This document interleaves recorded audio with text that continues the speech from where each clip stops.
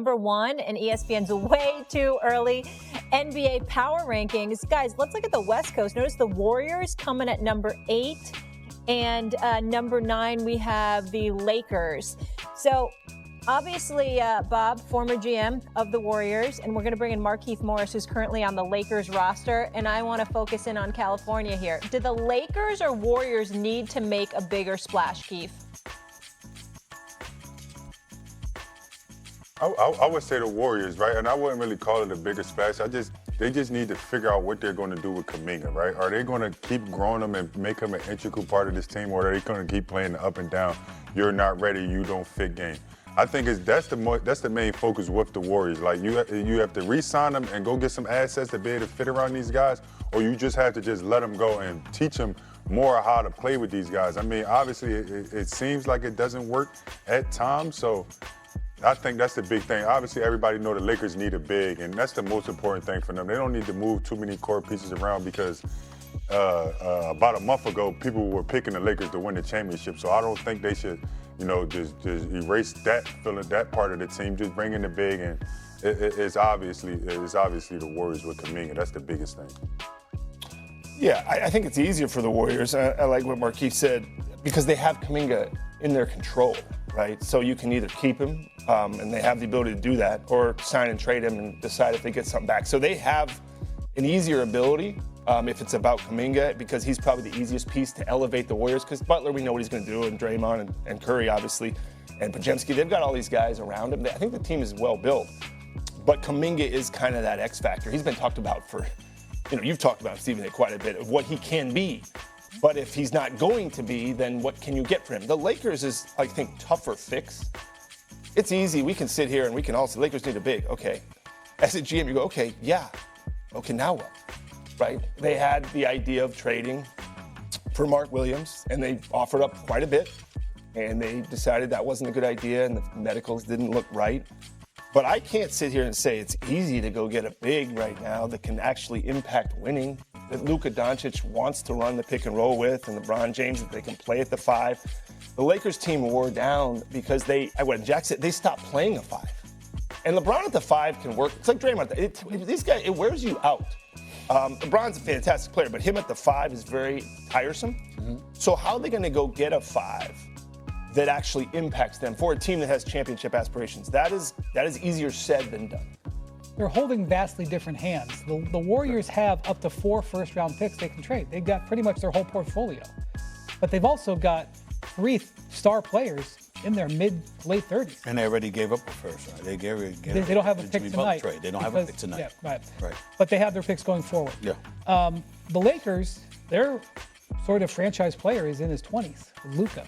But they don't have the same portfolio of picks. They have like 1 pick and 1 swap that they can trade. Now, they do have some expiring salary. But the Warriors are under more pressure to do something now, whereas I think the Lakers, in theory, could take a little bit more time. Now, LeBron doesn't want that. LeBron wants them to make a play now. And by the way, that seems to be their intention. They have made that clear. And the one thing that they've got is August 2nd, they have to offer Luka a contract. 4 years, $229 million. He doesn't have to take it. He doesn't have to take it. That's what he's eligible for. What do you think he's going to do? Take it. Yeah, I think he's going to take some version of it. He's going to take 3 years. Listen, here's my deal. Here's my deal. I think it'll be a little lower. Yeah, hold on, Keith. Here's the deal.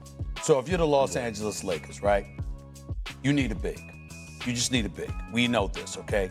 I got to think about it. The Mark Williams trade didn't pan out. Obviously, they were willing to trade Dalton Connect, and that didn't work out. What have you? Failed his physical, supposedly.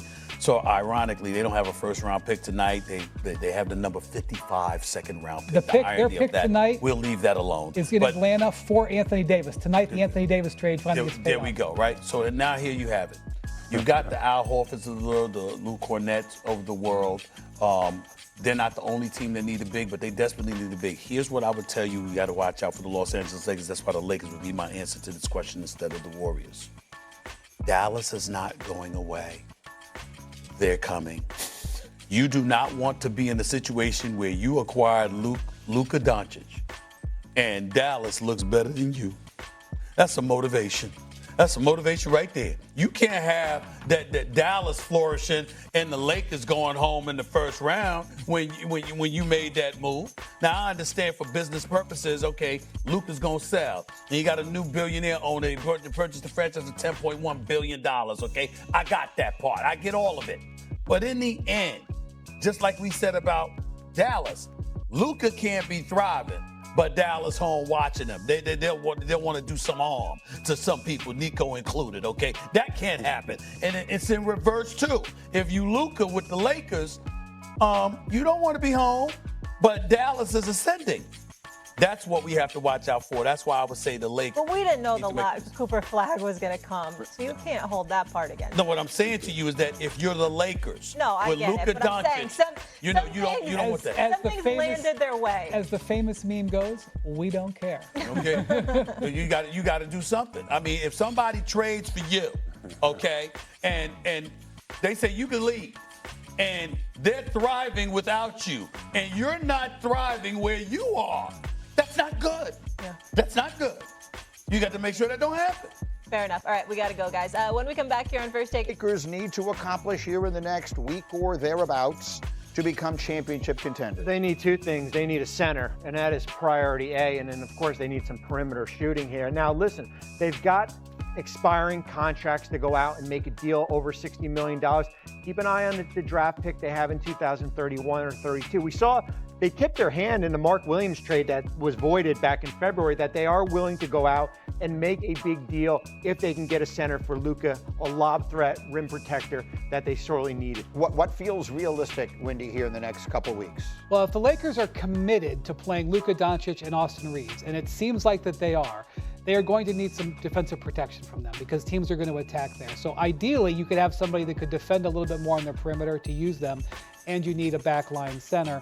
The Lakers are going to come into any negotiation, as Bobby said, knowing that they gave what they gave for Mark Williams last year, so teams are going to be looking for that first-round pick in the pick swap. So good luck to Rob Pelinka for trying to keep those on the table if he is going to try to make a bargain deal. Yeah, he made the great move for Luka, and now we'll have to make a few more. Keith, you were there with the Lakers.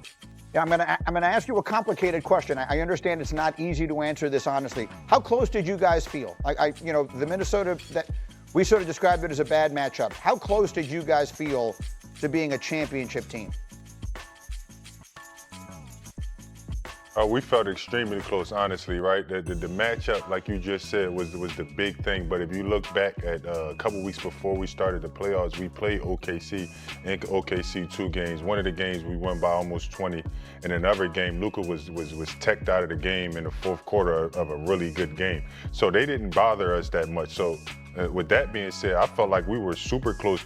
Next thing, and to piggyback off Wendy, they do need a big, right? I don't think they should give up their core pieces to get a big. You just need somebody that can, protect the rim, screen and roll, and just, beat Luka and AR's